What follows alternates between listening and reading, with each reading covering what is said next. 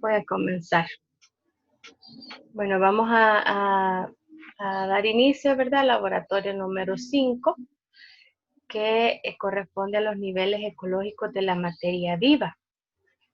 Acuérdense que este laboratorio hemos ido viendo todos los niveles de organización de la materia, ¿verdad?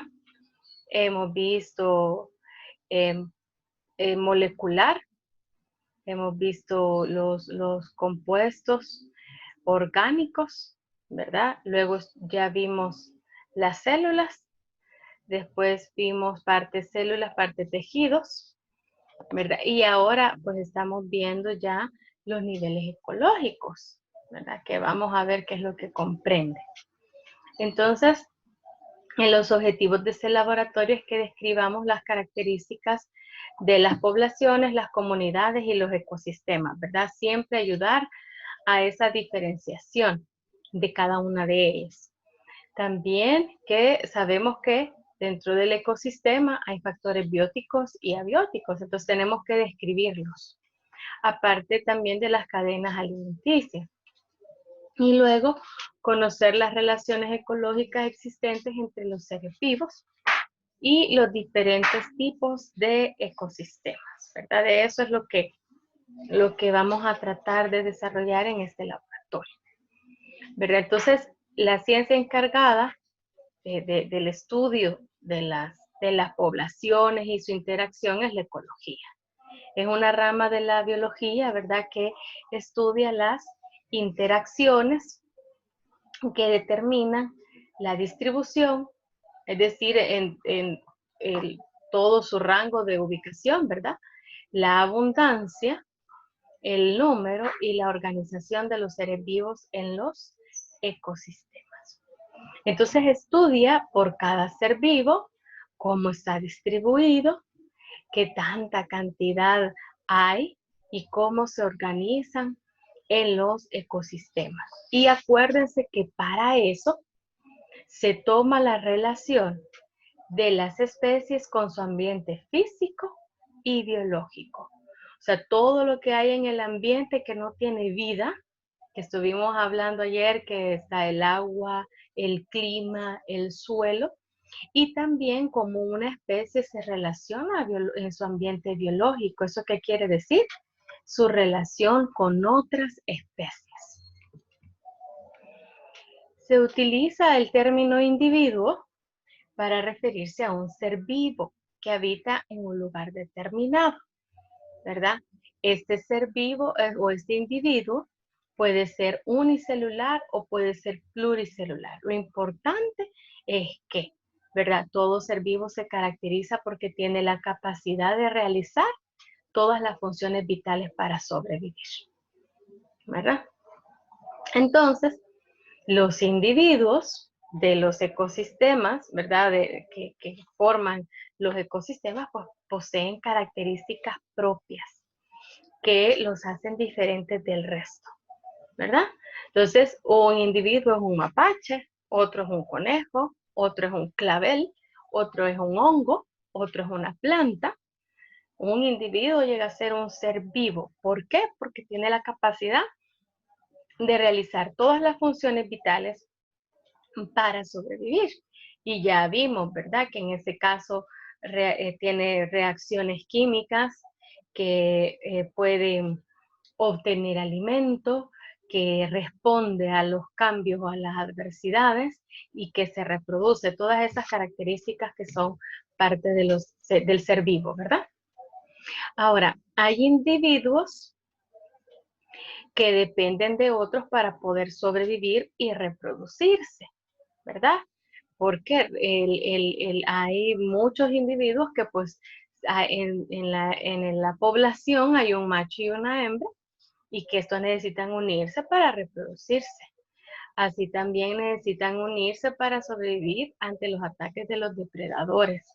Entonces, todo eso son factores bióticos, ¿verdad?, con los que se relacionan los diferentes individuos. Pero los individuos también dependen de la materia sin vida, porque dependen del aire, dependen del agua, dependen del clima, ¿verdad? ¿Y esos qué son? Esos son factores abióticos, ¿verdad? Entonces, por eso siempre al estudiar una serie de individuos, pues hay que tomar en cuenta los factores bióticos y los abióticos, ¿verdad? Que los abióticos están en el ambiente y son el sol, el agua, la tierra, por ejemplo, ¿verdad? Entonces, para estudiar la manera en que los seres vivos interactúan entre las especies que habitan un mismo ambiente, se deben ordenar de manera jerárquica, ¿verdad? ¿Y cuáles son los niveles ecológicos que es de interés, ¿verdad? De la ecología. Entonces, para eso, los seres se organizan en niveles. Y el primer nivel es la población. Estos son grupos de seres vivos de la misma especie, ¿verdad? Entonces, ellos pueden reproducirse, viven juntos en un lugar determinado, ¿verdad? Y que con todas las condiciones necesarias para que ellos puedan vivir, ellos tienen un hábitat, ¿verdad? Entonces así tenemos un ejemplo como la población de iguanas de un manglar. Es el conjunto de iguanas que se reproducen y viven en un manglar, que sería su hábitat, ¿verdad? Muy bien, ahora, después de la población, el nivel que le sigue más grande es la comunidad.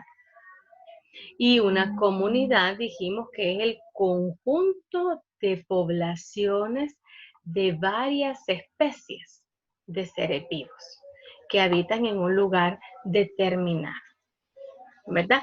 Entonces, ¿qué es lo que determina que se forme una comunidad? El lugar que comparte. Entonces, en el lugar, en el hábitat, ¿verdad? Puede ser que hayan diferentes poblaciones.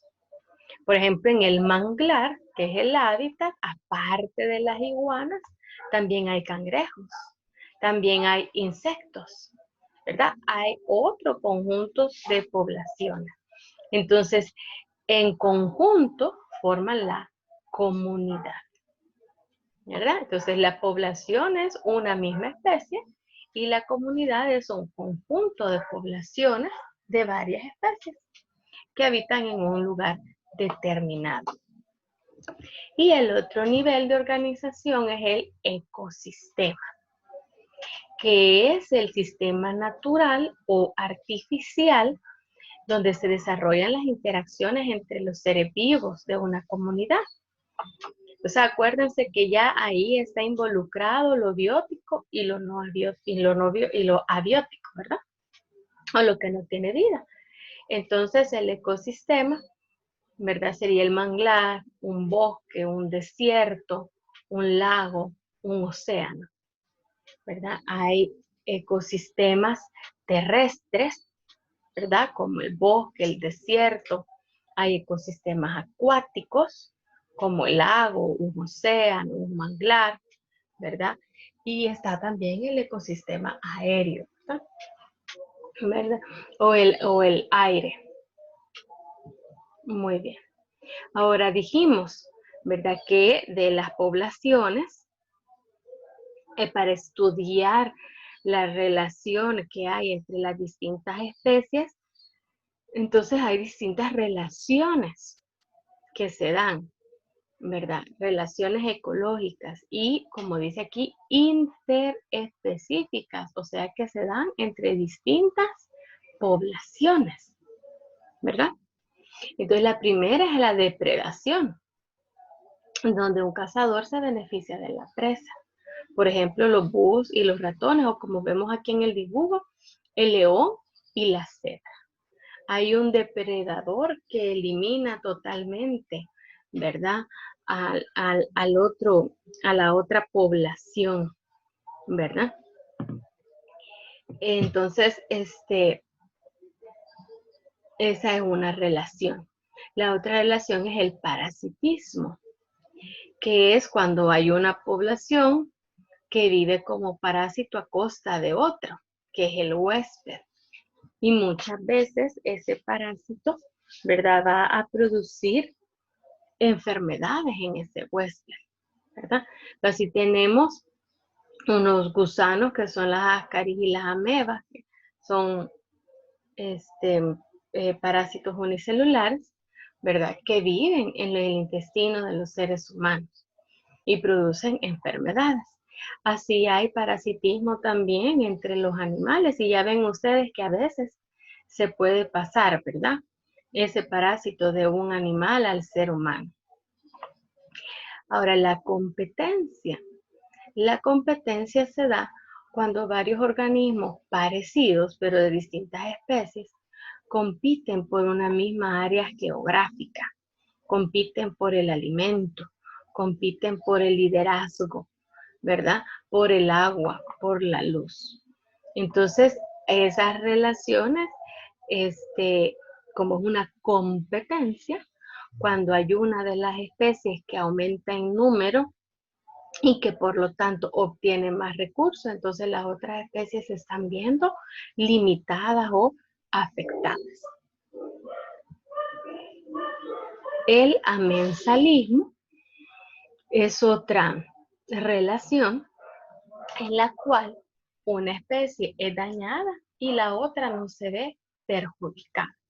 Es lo que dijimos, que el hongo penicillium libera una sustancia que impide el crecimiento de las bacterias, ¿verdad?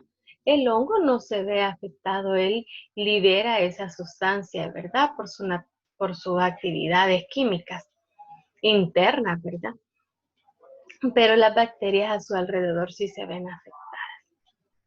Ese es el amensalismo. El mutualismo es cuando dos especies coexisten en beneficio mutuo, ¿verdad? Es decir, que ambas se ayudan. Y ahí tenemos las flores y las abejas. ¿Por qué? Porque las flores necesitan de las abejas para que las abejas rieguen ese polen. Y las abejitas van a la flor a absorber el néctar. Entonces, las dos se benefician, ¿verdad?, de esa relación. El comensalismo es cuando dos especies coexisten y una se beneficia y a la otra no le pasa nada. Tenemos el caso de un árbol de mangos y las ardillas, o los seres humanos, ¿verdad? El árbol produce el mango y las ardillas se las comen, o el ser humano se lo come. Entonces al árbol no le pasa nada, ¿verdad? Él al final siempre va a botar su fruto. Entonces, una se ve beneficiada, que sería la ardilla o el ser humano, y a la otra no le pasa nada. Hay otras relaciones interespecíficas, que es la territorialidad, ¿verdad? Es la defensa que hace un individuo sobre su área determinada por el espacio, alimento o pareja, ¿verdad? Hay individuos que luchan por mantener un área determinada, dominada, ¿verdad? Porque es el área donde se alimentan, en donde está su pareja, ¿verdad? Entonces, por ejemplo, las manadas de lobos luchan por su territorio. La otra interacción es la reproducción. Esta reproducción implica el cortejo, el apareamiento y la crianza, ¿verdad? Entonces, en el caso de una manada de leones, hay un macho que compite con otros machos para poder aparearse, ¿verdad?, con las leonas. Así hay muchos casos, ¿verdad?, de animales que pelean para quedarse, ¿verdad?, con la hembra, por así decirlo. La crianza. La crianza es el vínculo con fines de supervivencia. Cada individuo tiene distintos métodos de crianza, ¿verdad? Por ejemplo, la osa se separa con sus ocesnos para sobrevivir. Ella se los lleva sola a estos ocesnos para que los ocesnos sobrevivan, ¿verdad? Hay otros que los cuidan ambos padres, ¿verdad? O que solo lo cuida la hembra o solo lo cuida el macho. ¿verdad? Pero son las actitudes de crianza. Hay unos que dejan solos a las crías desde que nacen y a otros que los cuidan por mucho tiempo, ¿verdad? Muy bien. Aquí tenemos entonces los videos que no se me reproducen. Pero inicia aquí ya la primera actividad, que era después de ver ese video, ¿verdad? Que yo les comenté que vieran el video. Entonces, luego de observar el video, ¿cuáles son las dos características de cada nivel de organización? ¿Qué características sacaron ustedes de lo que vieron del video? Lo pueden poner en el chat para que las vayamos discutiendo. Primero con la población. ¿Cuáles son las características de la población?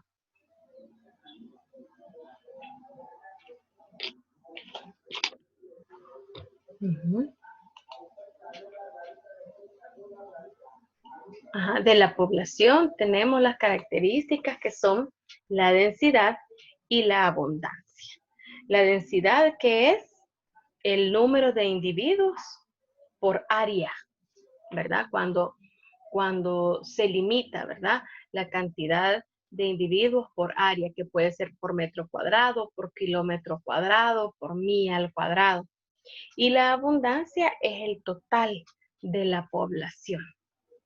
Ahora, ¿qué afecta o por qué se ve afectada esas características? Pues se ve afectado por la natalidad. ¿Eso qué quiere decir? Que son los individuos nuevos, ¿verdad? Los que nacen.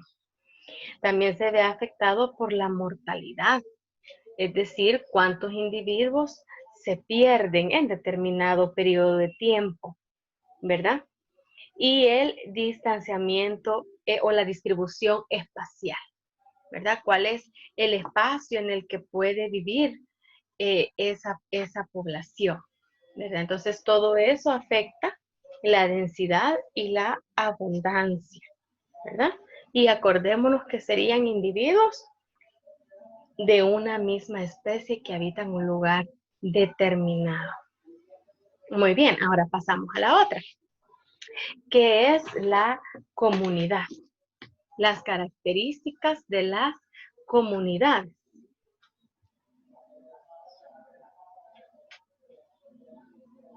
¿Qué es lo que se da en la comunidad? Pueden poner sus respuestas.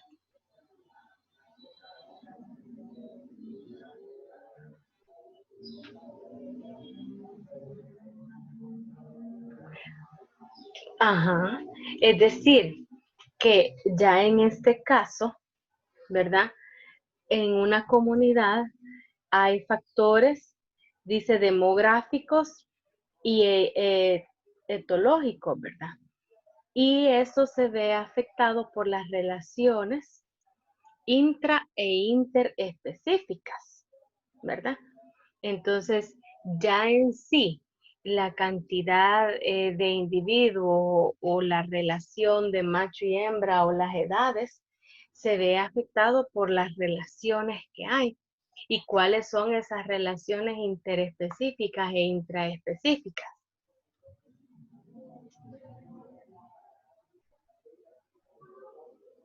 Pueden mandar los mensajes que lo vean todos para que todos vayan viendo las respuestas. Porque acordémonos que ¿qué es una comunidad? Pueden también poner el micrófono.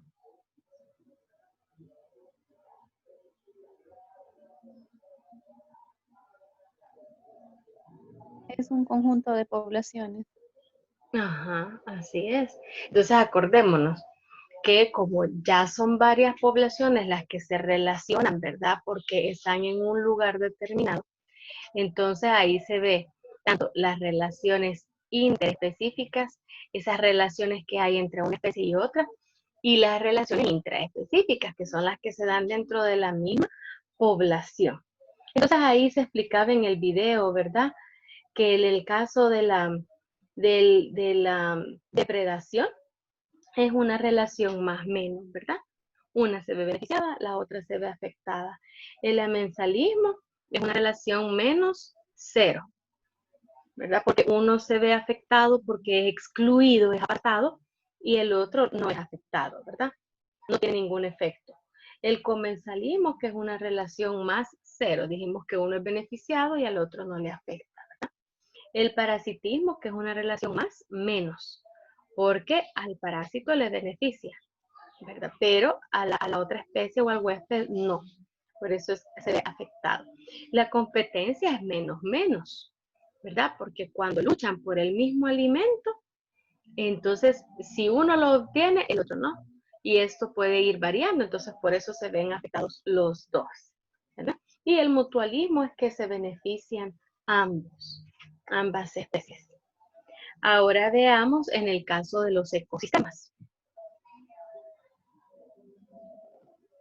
Perdón, también de las comunidades podemos decir que pues está conformado por una diversidad de especies, ¿verdad? Y que tienen una estructura definida. Ahora sí, pasamos a los ecosistemas. ¿Qué características tienen los ecosistemas?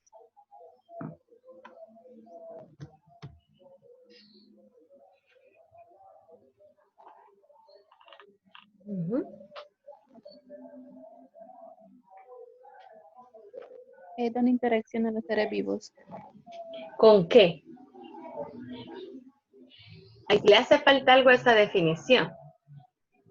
¿Con qué interaccionan los seres vivos?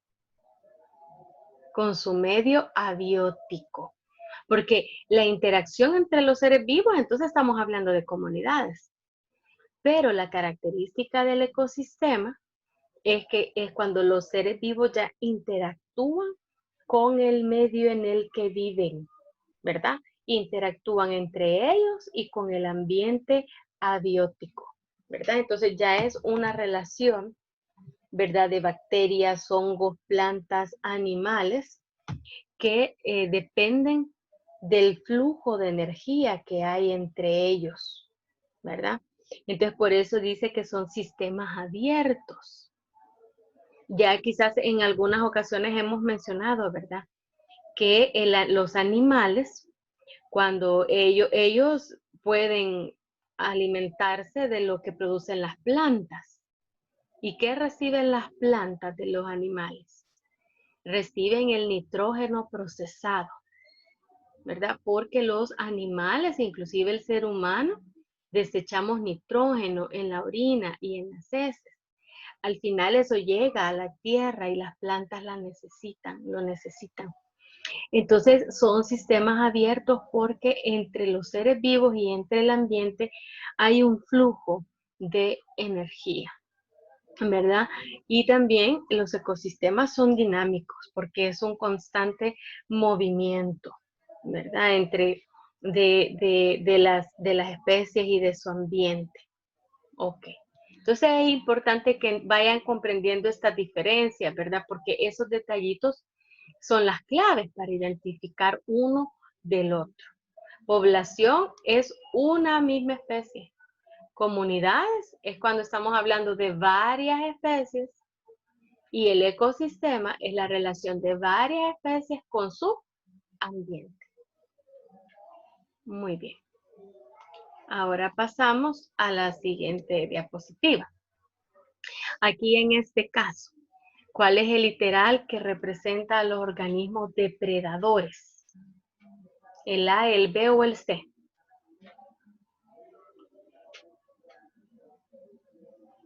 ¿Cuál es el depredador? ¿Es la figura A? Así es, ¿verdad? Porque el pajarito aquí se está comiendo a otro ser vivo, que es el gusanito. El ave comiendo fruta no es depredación, porque la fruta pues ya no es un ser vivo, ¿verdad? Aquí estamos hablando de comensalismo, igual que el ave comiendo semillas, ¿verdad? Ya sería este comensalismo, ¿verdad? Porque pueden comer de los frutos del árbol o las plantas, pero aquí en el A, un ser vivo está comiendo a otro ser vivo, ¿verdad? Por eso es depredación. Vamos al otro. ¿Cuál es el literal que representa los organismos que realizan competencia? ¿Quiénes están realizando competencia?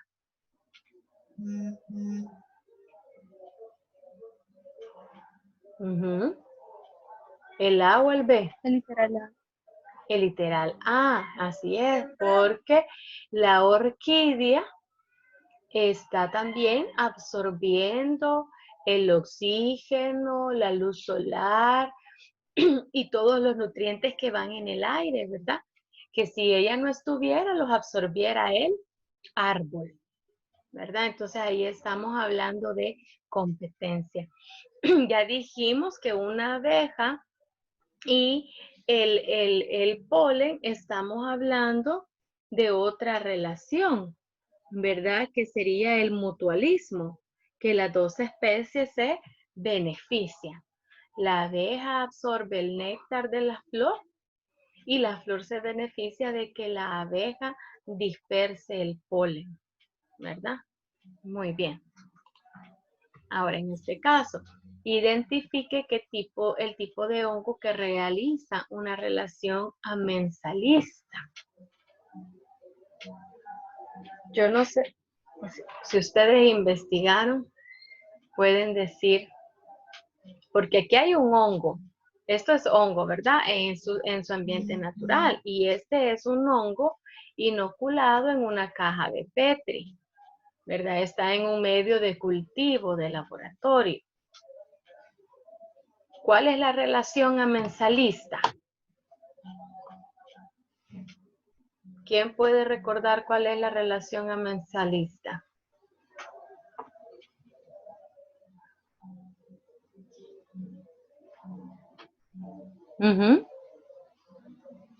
Vamos, participemos.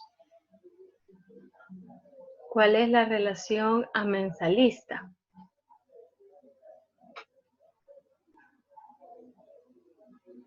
Y que de hecho el ejemplo lo ponen porque es un hongo, el ejemplo es un hongo.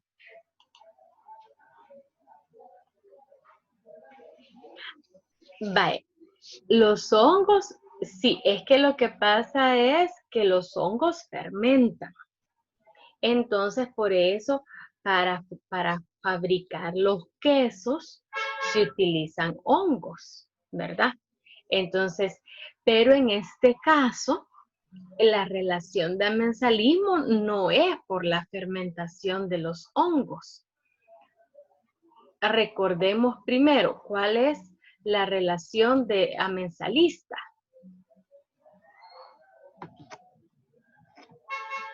Acuérdense que aquí estamos hablando de relación de dos especies. Una especie inhibe el crecimiento y la supervivencia de otra, sin sufrir una sola alteración, exacto, que también se llama el nombre de exclusión. Entonces aquí estaba el famoso Penicillium, ¿verdad? Que este hongo, él en su actividad metabólica libera una sustancia que impide el crecimiento bacteriano. Entonces aquí en ideal B, aquí se pusieron a crecer las bacterias, pero también el hongo. Pero ¿qué sucede alrededor del hongo? No hay ningún crecimiento de bacterias por esa sustancia que libera el hongo. Entonces, el hongo inhibe el crecimiento de otra especie que es la bacteria. Por eso es la exclusión. Y así fue como se descubrió la penicilina. Porque sembraron el cultivo de una bacteria y de casualidad el cultivo se contaminó con el hongo y vieron que alrededor del hongo no habían crecido las bacterias, pero más lejos sí. Entonces se descubrió que este hongo liberaba esa sustancia que es el penicilio, ¿verdad? Muy bien, entonces el literal B sería la relación amensalista. Lo malo es que habría que haber quizás investigado qué era la imagen, ¿verdad? Para poder comprender, ¿verdad? Ok, ahora dice aquí, identifique el literal correcto donde está la imagen representando el mutualismo. ¿Cuál es el mutualismo?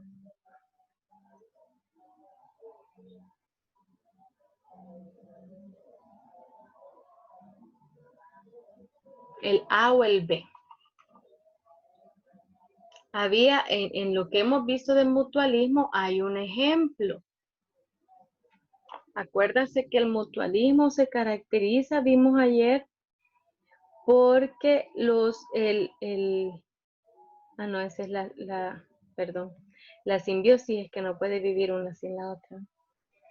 Pero aquí, donde está la viuda negra, están los líquenes. ¿Y qué son los líquenes?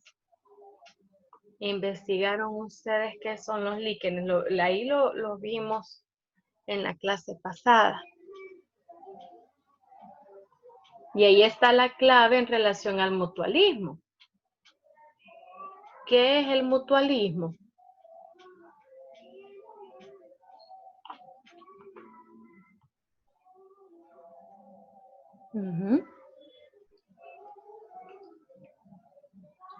Es cuando ambas especies se benefician. Así es, ambas especies se benefician. Exacto. Entonces, y llegan a depender una de la otra, y llegan a vivir juntos, aunque pueden vivir por separado también, ¿verdad? Muy bien. Ahora, ¿qué son los líquenes? Eso ya lo vimos, y de hecho ese es el ejemplo del mutualismo que nos presenta el material de la subproblemática 4. Si ustedes lo buscan, ahí está entre paréntesis. Los líquenes son organismos que surgen de una simbiosis entre un hongo y un alga o una cianobacteria. Entonces, aquí está relacionado un hongo y una bacteria, o un hongo y un alga.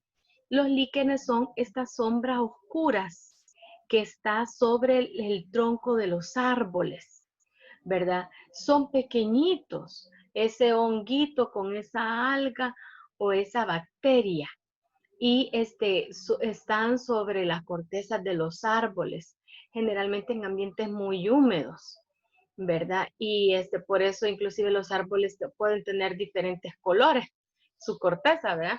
Entonces, esa es una relación de mutualismo, que muchas veces es una relación simbiótica. ¿Eso qué quiere decir? Que se ayudan ambos, y es difícil después que sobreviva uno sin la otra, ¿verdad? Pero ese es el mutualismo. Entonces, aquí realmente la viuda negra no tiene nada que ver con el mutualismo. Yo no investigué si la viuda negra le da algo al hongo o a la bacteria. La verdad es que siempre hay un flujo de energía, ¿verdad?, entre todos los seres vivos.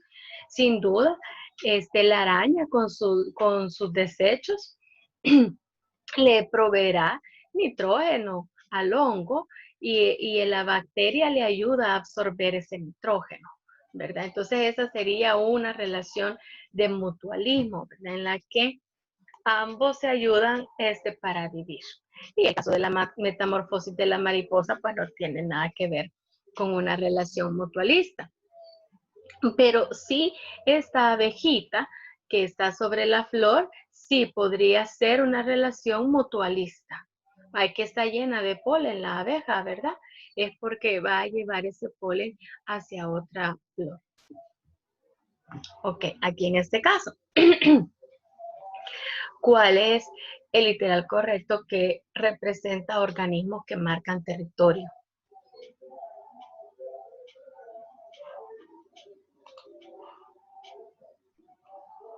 Aquí, ¿verdad? Se ve que el león está marcando territorio para con las hienas, ¿verdad? Pero siendo que el A también son leones, pues realmente podría ser opción. El león es un animal que marca su territorio, ¿verdad? Muy bien. Entonces, acordémonos que en esa lucha hacen que otras especies se movilicen o se alejen, ¿verdad? Y eso podría evitar que éstas obtengan recursos necesarios.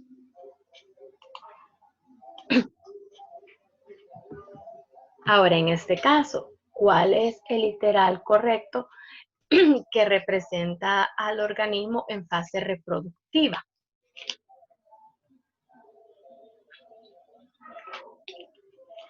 ¿El A o el B? ¿Cuál creen ustedes que representa la fase reproductiva de este ser vivo?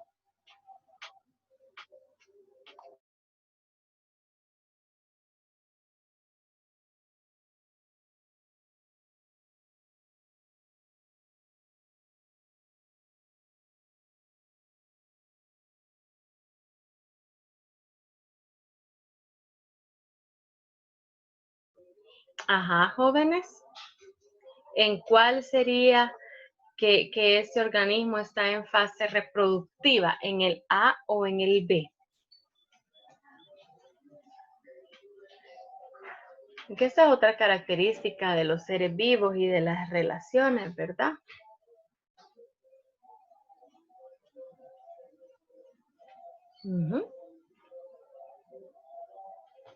¿Qué investigaron de las medusas y la reproducción de las medusas?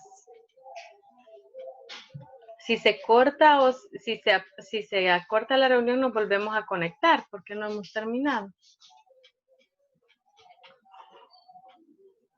Pueden escribir.